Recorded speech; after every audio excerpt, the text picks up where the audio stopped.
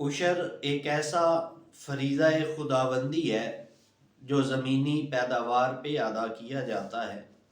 اس کا حکم اللہ تعالی نے اپنے پاک کلام کے اندر ارشاد فرمایا وَآتُوا حَقَّهُ يَوْمَ حَصَادِهِ، اور تم کٹائی کے دن اس کا حق ادا کیا کرو۔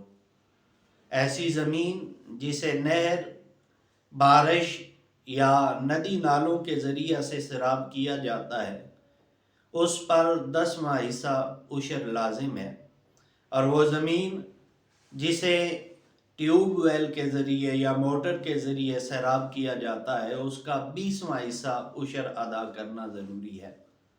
اور عشر کی ادائیگی کا وقت کٹائی کے فوراً بعد ہے۔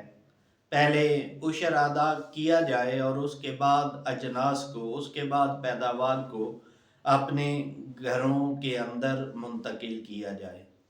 عشر کے اندر بغیر کسی عذر کے تاخیر کرنا گناہ کا سبب ہے، اور عشر کی ادائیگی سے مال کے اندر برکت پیدا ہوتی ہے، مال پاکیزہ ہوتا ہے، اور اس کے اندر طہارت پیدا ہوتی ہے۔